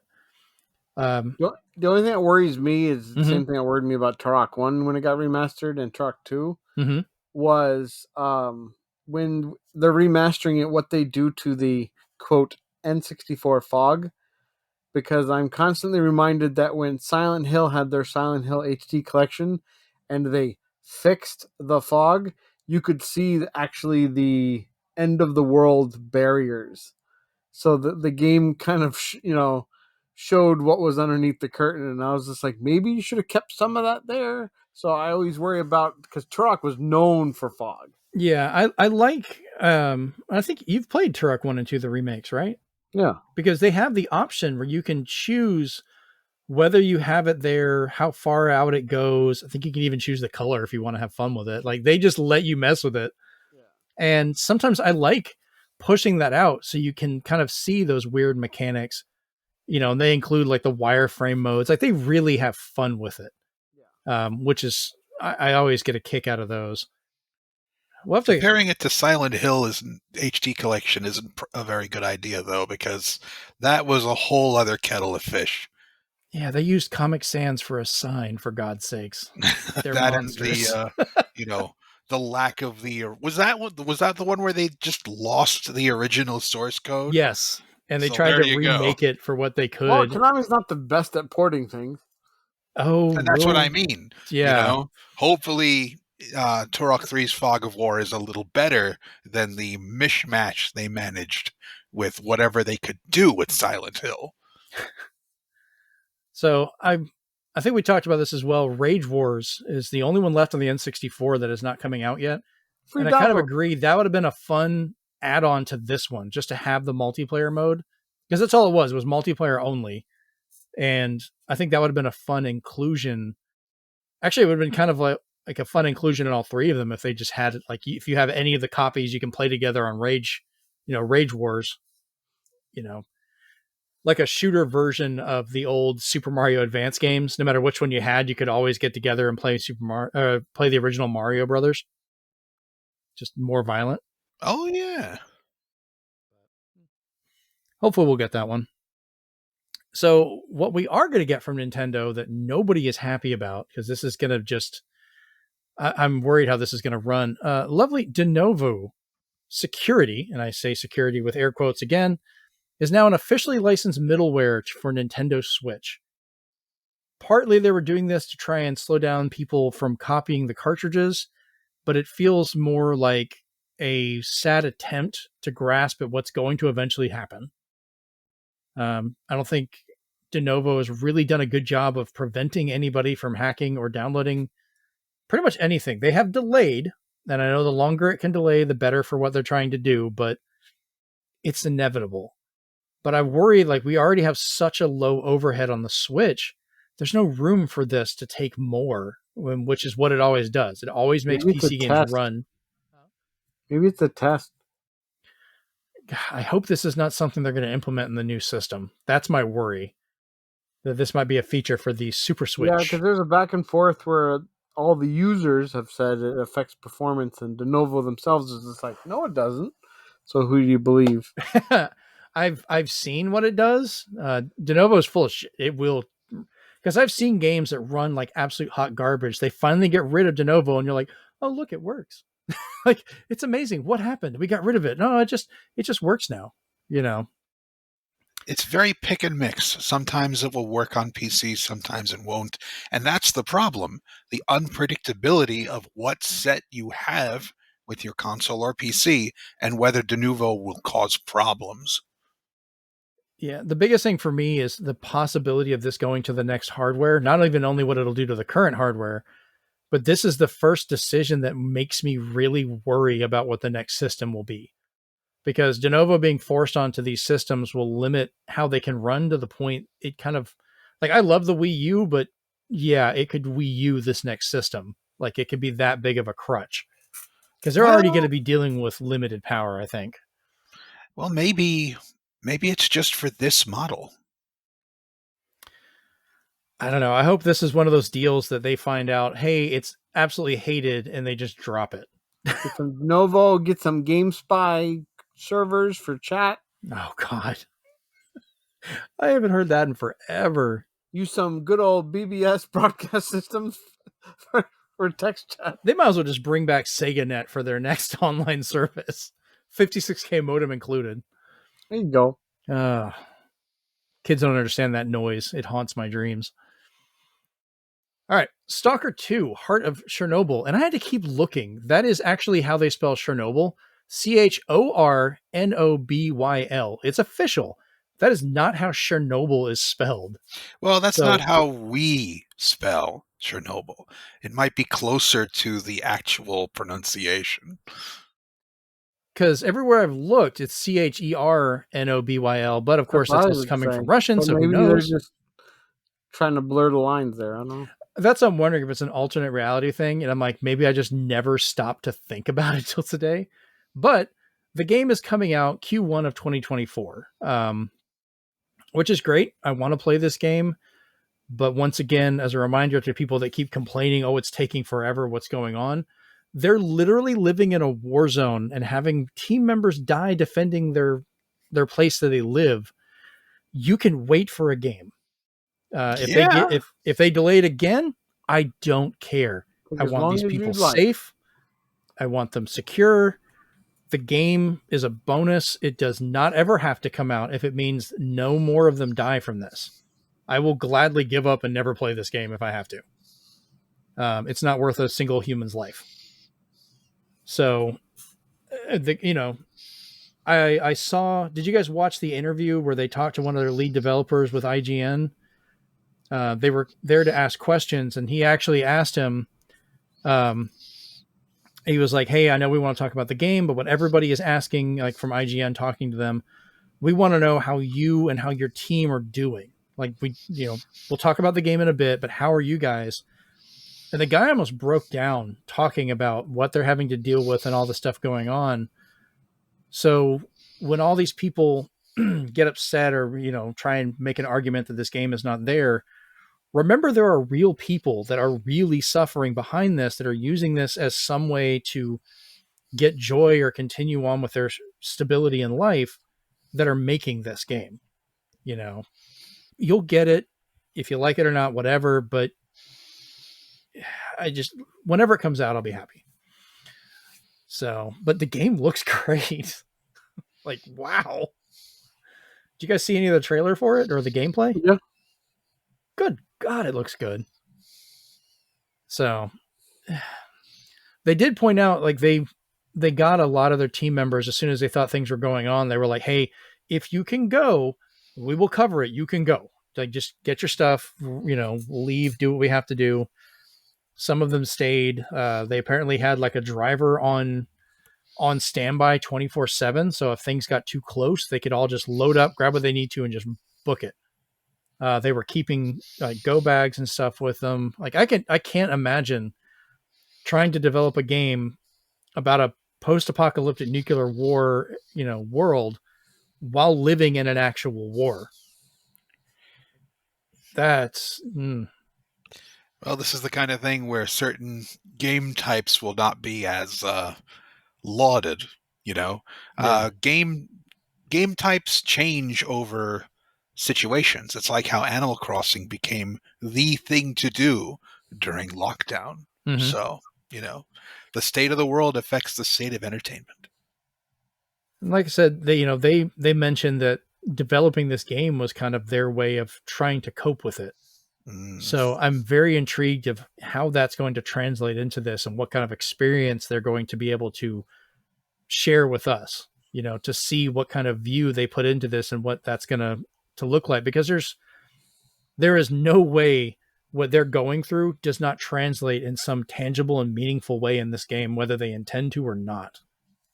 I don't think it's going to be possible to separate the people from their art in this case.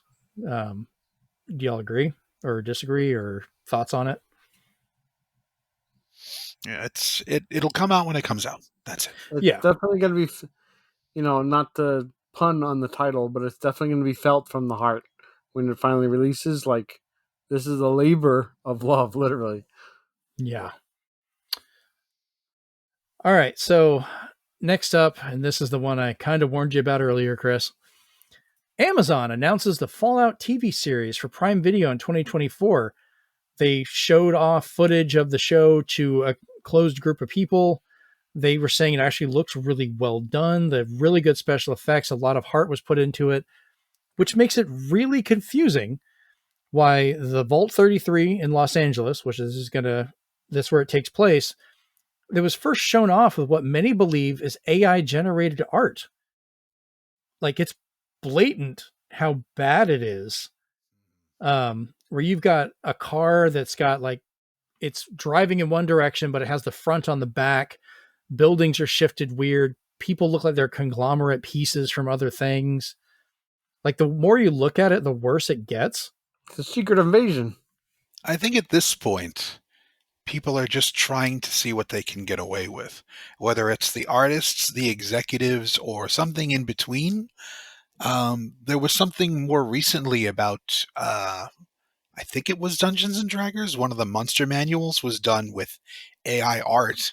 And there's this huge argument over whether it's the artist not clarifying that they finished the piece with AI art, or Wizards of the Coast not clarifying that they did not want AI art in the book.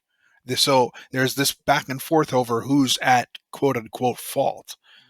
And, this kind of thing is going to be happening a lot because there are arguments over what constitutes computer assisted art.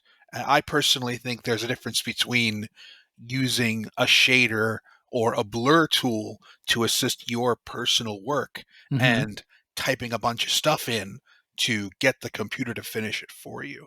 There are some that think that those two things are exactly the same, and a lot of people are going to complain about that for a while. Yeah.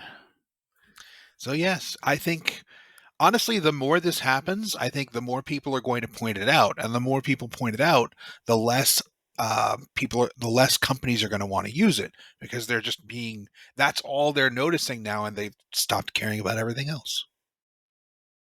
And it kind of, what sucks about it is, from what people that saw the trailer are saying, is like the people producing it, they filmed all of this before the strike happened, but they're working on the effects. It looks like they're actually putting their heart into it, making it look good, but just turn around and introduce it to the world in such a manner that it kind of craps on all that work, because they simply could not pay an actual artist to do a piece of Fallout art, which there are so many people that have done so much Fallout art for so many games. It's not like it's impossible to do. Well, there's also the option that maybe they pay the artist and they expected the artist to finish it, but they used AI at the very end. It's a lot like that Duke Nukem cover, which people spotted was AI art, and then the Duke Nukem guys took it away. So that's the thing. You don't really know who to blame. All you can do is figure out that, hey, that's AI art, so you better have either, expected that, or we will see. I wouldn't mind seeing what is being contested too, because of a lot of the helpful things that AI can do.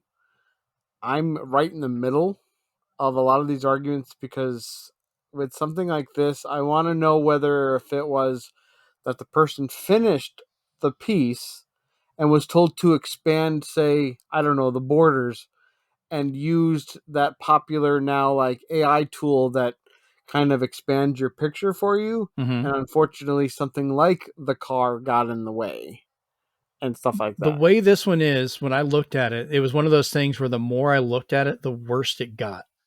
The only thing that I could not see that looked AI generated was simply the Pip-Boy in the front, the dude, the Vault Boy standing in the front. The entire background, everything you looked at, from the cars, the people, be it on the edge, the center, all of it, looks like it was just pieced together in so many weird, inhuman ways.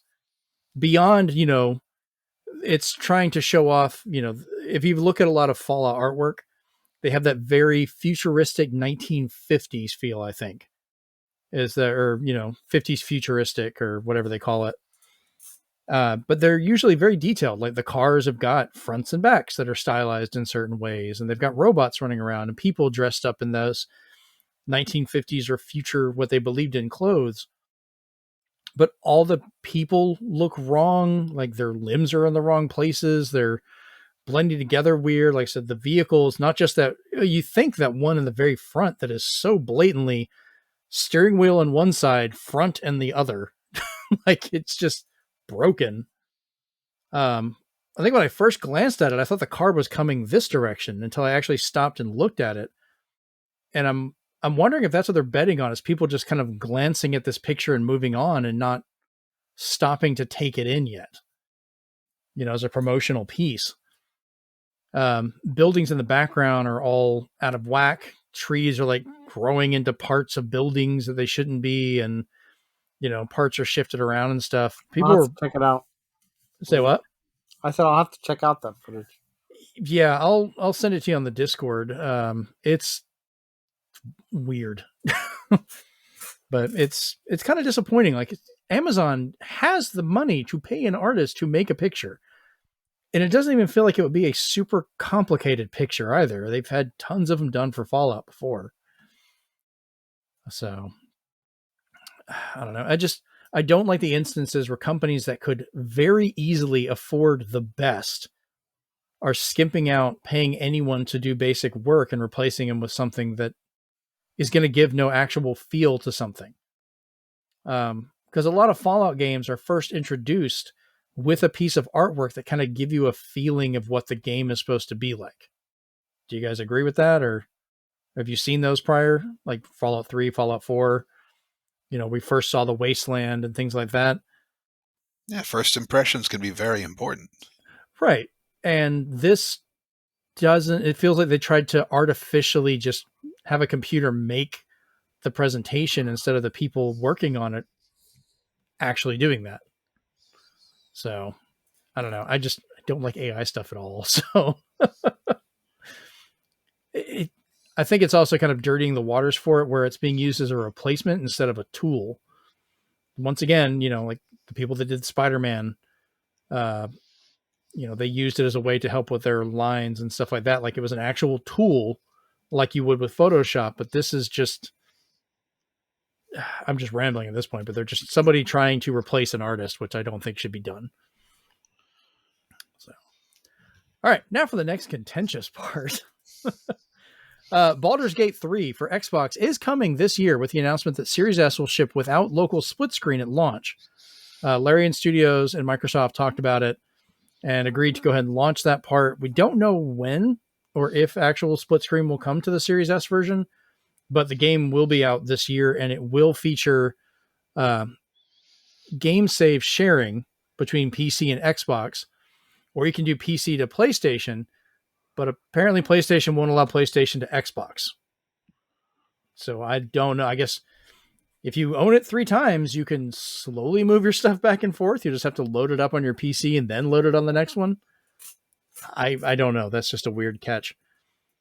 But this kind of brings up the issue of the Series S kind of variation versions. And I know Stephen and I have had some friendly episode debates. in itself.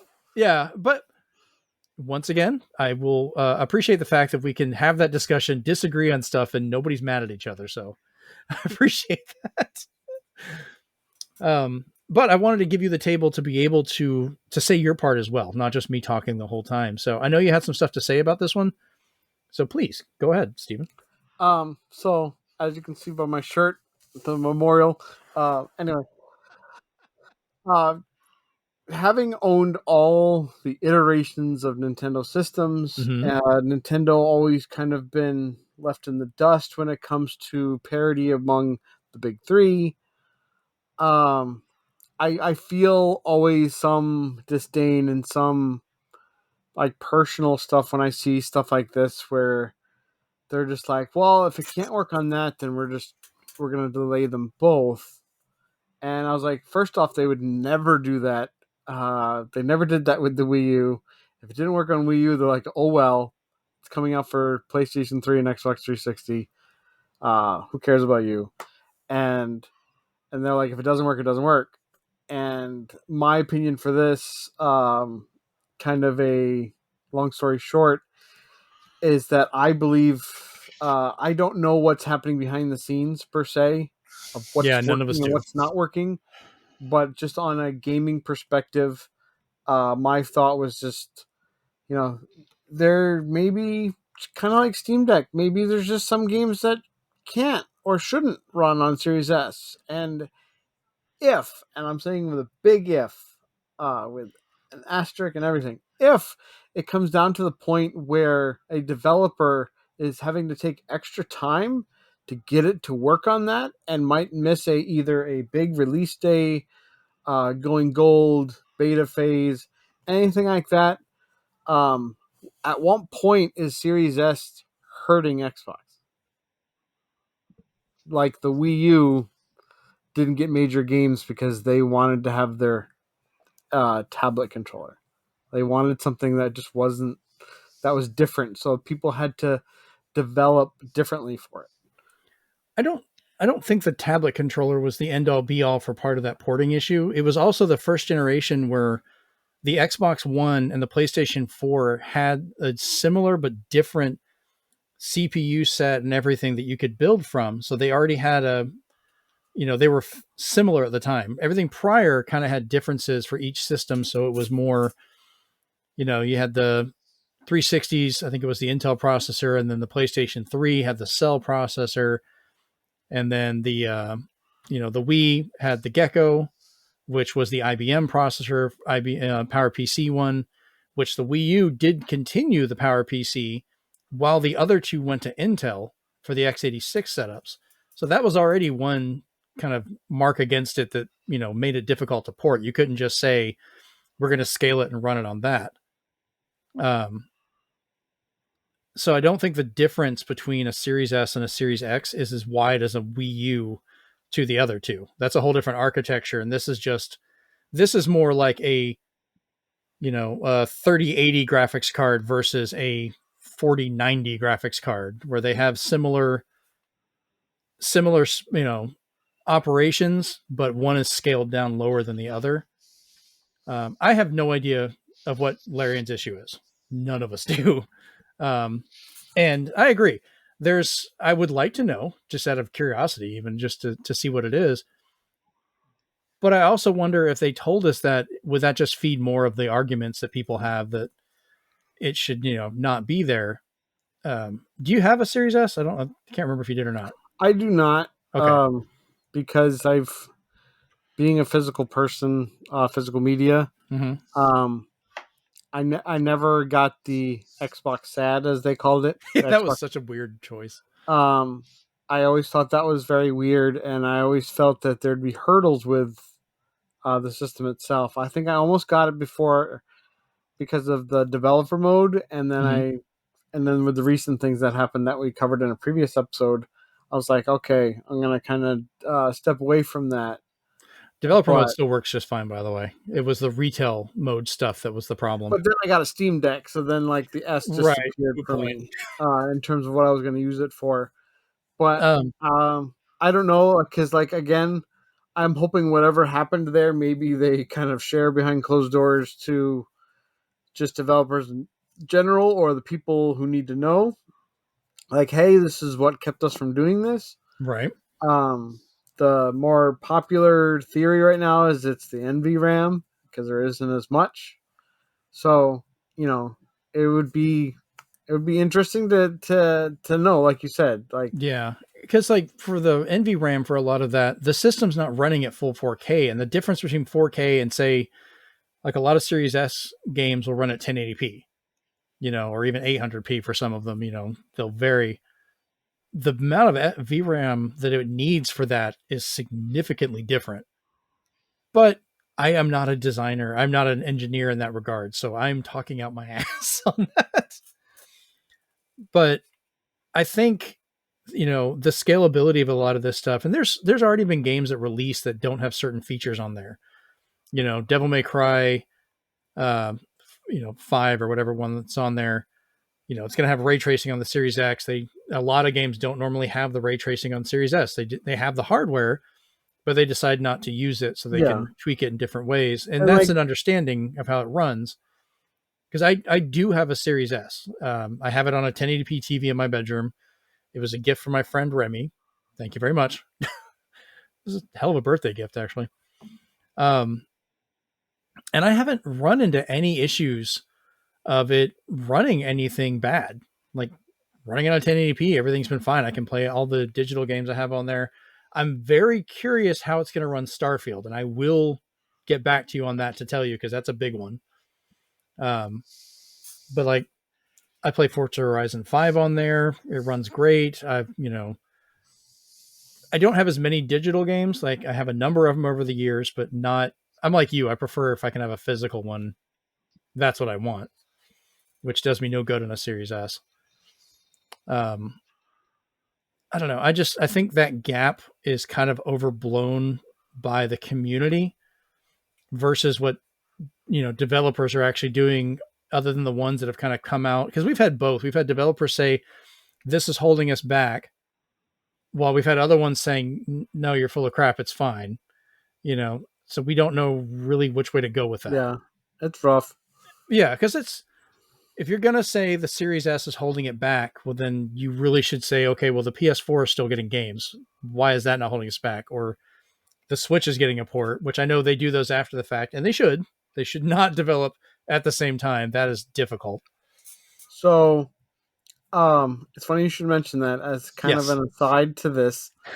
Armored Core 6 just came out, and it has been found out to have the Elden Ring problem, where the PS4 version on the PS5 runs a lot better than the PS5 version runs on the PS5. Oh, wow.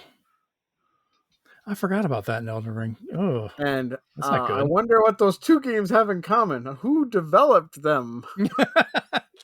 The same people. So everybody's starting to wonder, hey, From Software, when you're making these two versions, are somebody going to the bathroom and switching seats? Like, what is going on? Like, how come the older system is running better than the newer system? It's like, again, you'd love to know what underneath the hood is doing that a last gen version of a game is running better than the current gen, because that's well, I think part of that is because you're running a lesser version, so it's going to be lower resolution, lower all that stuff, but it's running on better hardware. And if they open the frame rate and everything, it's just like, you can run Red Dead Redemption on a Series X at full 4K. It's still 30 FPS, but it's running at full 4K because of the way backwards compatibility works. PlayStation can kind of do that if the games allow for an open frame rate. Like, they'll take more advantage of what they have, not fully, but they will run better. It's a very weird scenario, and I'm actually curious, like, how that game runs on a Series S also, because it came out on it's on Xbox as well, right? Yeah, they didn't say anything over there, but fans are specifically complaining about the PS4 PS5 situation because they just got over it with Elden Ring. Right.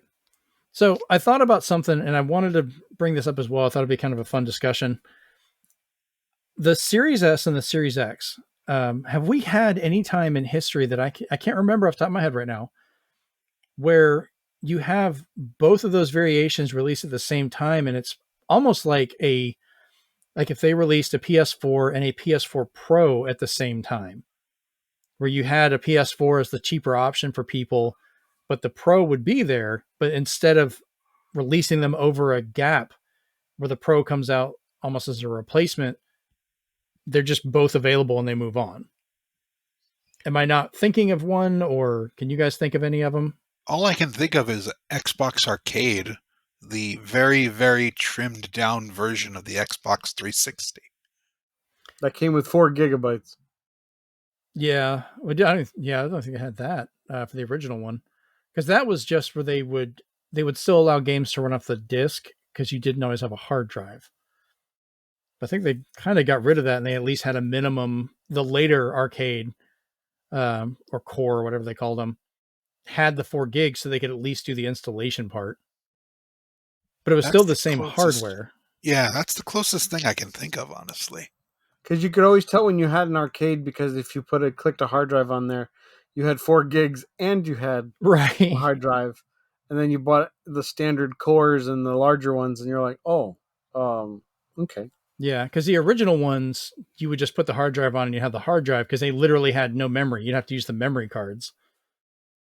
And, no one remembers those because they probably all red ringed by this point. Because like the PS3, the only difference originally was what? It was just the hard drives? It was the 20 or the 60, I think. But they were all the same, or technically the original ones, they had the 60 back then had the Emotion engine in there for backwards compatibility. Then they later on made an 80 that used a different type of software inside that emulated most of the games, but not as much as the Emotion engine did. Right. And then it just got removed. So that one was even more confusing of like different I just mean at its launch, like I think they were the same hardware, but it was a 20 gig and a 60 gig version, if I remember correctly. That was the 2 backwards compatible original models. Yeah, minus the was compatibility. Later. It was, there was the 2060, and I think the 80 maybe came later. Yeah, the 80 was the one that I first got. That was the one that they all had original PlayStation compatibility. Every PS4 or PS3 had it. But the PS2 backwards compatibility became software on the 80 gig. Yeah, because the 80, the Metal Gear one, that was known as the Metal Gear 80 gig. That one had an emulation version, but then the 60 gig, which is still the coveted one that people like wrapping in ice just to keep it cool and all that other stuff. I still have mine. That one plays, for the most part, almost 100% of every PlayStation 1 game and 2. So. Okay. So that's kind of the other thing is it seems the Series S and the Series X, it's the first time we've really had to deal with different types of hardware at the same time, where it feels more like a graphics card type thing, where you're going to have a whole range available, but on a console platform, I guess, if that makes sense. It's still a weird one. I mean, we're going to have to learn because it's a new thing, but we'll see where it goes. Either way, it's going to be weird. We get to argue about it.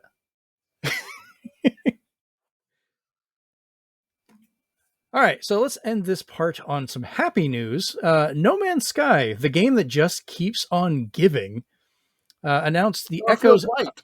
Say what? Starfield Light. I don't know if I'd call it light. Good God, they keep adding stuff. But No Man's Sky's Echoes update, surprise dropped, I think today. Update version 4.4 introduces mechanical life forms described as a, quote, a long hidden civilization of robotic beings with their own unique rituals and new languages to learn.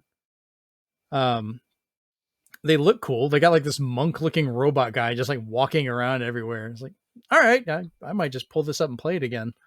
Somehow this is on the Switch again. It still shocks me they managed to pull that off. So I have a surprising addition to that. If you read the patch notes for the Switch version, it is now the first Switch game to support FSR 2.0. What? It is a bespoke implementation of AMD fidelity FX Super Resolution 2.0 technology, providing high image quality and improved frame rates. There is also dynamic resolution scaling, also added to the Nintendo Switch, to allow the game to maintain a consistent frame rate. The funniest part of that is there's a NVIDIA chip inside the Switch, and it's using AMD technology now. Yeah. I am very confused right now. It's AMD's answer to the DLSS. Yeah, I get that, but just to be the first game to support that, I was just like, you guys actually wanted the Switch one to succeed, because you went in there and you're like, what if we add this? Nobody's ever done this. Speaking of different versions where you have to cut things, the Switch version itself never got multiplayer, and I don't think it ever will. But the fact that they put the rest of this still, I think, makes it worth releasing, because it's kind of your own little literal galaxy you can just explore on the go. I'm going to have to see how that looks now. I'm terrified this is going to be like this Vaseline looking mess just to keep the frame rate up. There's only so much the Switch can do before it catches on fire. Yeah, you have to squint, but it basically takes... it's going to be like a postage stamp in the middle of the screen. You know those games when you're walking towards something and you see that the diagonal line is kind of almost jagged, like broken? Yeah. Well, the FSR 2.0 actually makes it a solid line. So it is noticeable in certain things where you're walking towards stuff. Mm-hmm. So, yeah. I'm going to have to boot that up and update it. Like, I got it more out of morbid curiosity, just for fun, because I usually play it on like PlayStation, or I have it on Series X. So, the Switch version was just, hey, what can this do? I just want to see this. Plus, they've done so much work for free they've put out that I'm like, I will buy every version of it just to support you guys. If you're not giving us DLC to pay for, I will do this. So, anyways, so let's go ahead and move over to the big question for this week. I know it's been kind of a long show, but I think we can round this out to a lovely 2 hours. We'll see if we can get this done in the next 10 minutes or so. Yay, sound effects. So now that we know that Charles Martinet is retiring from the role of Mario, Luigi, Wario, Baby Luigi, Toad, and whoever else I can't think of, I wondered, with a lifetime of voices that we have heard growing up, what are some of the ones you had a harder time accepting change with? And I'm going to start this one off because I had to kind of give the examples of what I was going with. Growing up, even now, I am a huge Batman fan. So the one I always knew, even before the one from the Super Friends and so forth, but Kevin Conroy was my Batman. From Justice League, or from Batman the Animated Series, Justice League Unlimited, Batman Beyond, and then moving on to a lot of the games, especially, Arkham Asylum, Arkham City, and everything, until, sadly he passed recently, and the last game he will apparently be in looks like it's going to be a horrific mess. He was one that I had a hard time accepting anybody else in that voice role. Eventually I was hearing other people taking on the role on different things and kind of grew to accept those, but he was one I had a really hard time kind of going like, this doesn't sound right. The other one was good old Optimus Prime. And by that, I mean Peter Cullen. That guy's in like his 80s at this point. It's amazing he still does the voice, but I have kind of accepted other people doing the voice of Optimus Prime over the years, especially starting off for like Transformers Animated, Energon, those series where they kind of were offshoots or changing the narrative of it. But it was nice hearing him come back even for the Michael Bay films of that voice. Even we'll break out my lovely Optimus Prime toy I've got here just to once again do this. Where's that button at? I am Optimus Prime. Decepticons must be stopped. Nice. That's the voice I grew up with. That is my Optimus Prime, but I guess I've kind of gotten to the point I can kind of accept, okay, other people are going to have to do this after a while, but those are the two that were hardest for me to move on from. So who wants to go next on that one? Go for Steven? It, Chris. Oh, okay, Chris, go for it. For me, I mean, it really depends on how well the new voice can carry the energy of the old voice. Mm-hmm. And sometimes a person is just their character. That happens with some people. Like, say, when you hear Patrick Warburton in anything, it's Patrick Warburton as Kronk or Patrick Warburton as the Tick. You know, the person embodies the character. And that's the way I felt with Lorenzo Music, most popularly known as the voice of Garfield in Garfield and Friends, and Peter Venkman in Mm-hmm. the 1980s The Real Ghostbusters series. He had such a unique voice and such a chill, deadpan, sarcastic, lovable, sarcastic method to him where he was just this unique character at all times. And when you heard his voice, you just knew what the character's mannerisms were going to be. And I feel that not yet has anyone managed to portray Garfield in that same lovable, affable, not caring way. A lot of people have tried, but I can't listen to any other person play You it. don't like Frank Walker? He is better as Optimus Prime. He's not good as Garfield or Shredder. Yeah. Yeah. That's the thing, and that's just me because again, we grew up with certain voices and you just get used to them after a while to the point where It's a comfort. Exactly. So yeah, for me, more than anyone else, it's Lorenzo Music. When we lost him, we lost Garfield, we lost what was his name? Tummy Gummy, I think, and Peter Venkman. Yeah. Used to love that show. And Carlton, your doorman. Yes, absolutely. Mm-hmm. All right. Well, Stephen, what is your answer to the big question this week?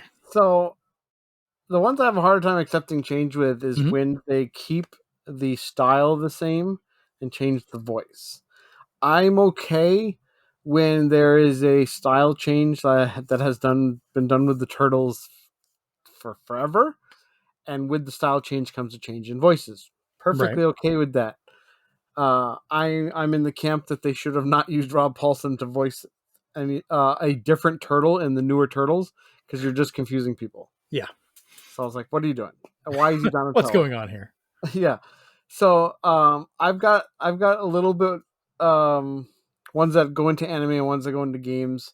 So there was a voice actress. Her name is Sarah Strange. She voiced the male Ranma Saotome from the popular anime series from way back when, Ranma One Half. And at some point, she said, "I wanted to just move on with my career." So she moved on, and instead of getting somebody who sounded similar, because again, it was a woman doing a boy's voice, so she was just, taking her voice down to sound like the guy most of the time. You got used to that because that's where it was from the beginning. Right. Then suddenly, totally out of the blue, not even a new season, you just get guy called Brian Cox, I believe his name is. He takes over as the male voice, but he doesn't even try to emulate it. So imagine somebody taking over Mark Hamill's Joker and trying to emulate it and not doing a good job. Nobody dares do that. They make it their own. This person used the original art style and just it sounded like it was a completely different character. And then another one, it was David Hayter when they decided, oh, you know what, 24 is a pretty cool series. Let's get the actor from that to be somebody as synonymous as Solid Snake, or just Snake in general, I should say. And I'm like, I don't get it now. It's like, oh, because he could emote differently, but the other person has already like embodied the character from the screams to the anger. Sometimes you feel that they've been the character so long that they understand the character more. And sometimes when they said they've came up with it, they studied the character. So I don't know if these other actors who had to come in as a replacement on short notice or whatnot had to do the same thing. So that's why I had those two in there. And then kind of just as a joke, accepting change with is, or not as a joke, is Charles Martinet is in there because you heard a gradual shift in his voices. I don't know whoever did the voice for the original Super Mario Land 2 commercial, but that was a really good Wario, by the way. But again, like, he sounded a lot more guttural back then, and as he got older, all of his voices, yes, he did 5 people, but they kind of started blending together. And for him to do 6 people, because he did Waluigi and Wario, and I'm like, okay, that's too many, because now I don't think you're able to. It's starting to give you a strain to hit the high notes and the low notes. So I had a harder time saying he, again with the, you don't see the person behind the voice, as I was just like, it's not working anymore. Like, he doesn't sound in his prime anymore. I don't know how much longer I can go without, being such a pariah, or somebody who's just gonna be ostracized for saying maybe he should have quit while he was ahead, and he did. No, some people make that choice. I don't think you're wrong on that. I mean, as long as it was his decision with that, I think it's the best for it. But I mean, I'm sure sometimes somebody might notice that and say something to him. But a lot of these people, you're talking about doing multiple voices. I think the one that comes to mind is like Billy West. Like, that guy does so many voices, and I wonder how much longer he can do it. And I'm watching the most recent season of Futurama finally. I guess I forgot to mention that. And you can hear a little bit of a change in the voices, which I don't know if it's just because of, it's been so long since the last season, and I've heard Fry and all of them for so long, it's inevitably going to change a little bit. So, don't know. But I do like these answers. I think everybody had some good ones for that. But we're going to go ahead and wrap up the show for tonight. This has been episode 99, but we are going to tell you where we can find you on the internet. And to save on time, Chris, we're going to have you go first. Where can our friends and everybody here find you online? Get your pens out. Go back in time and press play on this podcast. I will be right there. Stuck in an eternal time loop. All right, Steven, where can we find you on the internet? Well, you can find me in a multitude of places. Some I'm more active than others. Mainly, it's going to be on X, at loading_time. I am also on Hive at Swantendo, and I'm on Blue Sky with the popular at N1Nintendo. Exactly how that sounds, with the number 1, .bsky.social.com, however long those addresses are nowadays. And yeah, you'll probably hear this Canuck commenting Never gonna live it down on his Twitch channel. All right.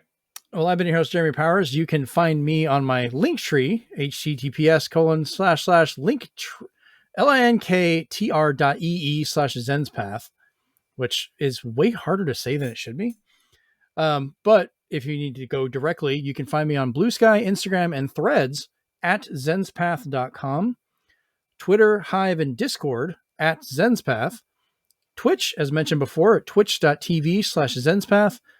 And then if you're listening to this and you want to watch all of us, except for Chris, because he's never here, you can find us at youtube.com/ZenspathCom. And if you're watching this and you want to see what we're like if we all looked like Chris, you can listen to us over at Libsyn, or at Zenspath.libsyn, LIBSYN.com, Apple Podcasts, or wherever you get your shows. All right. This has been episode 99 of the Zenspath 4-Button Podcast, and we're out. Peace.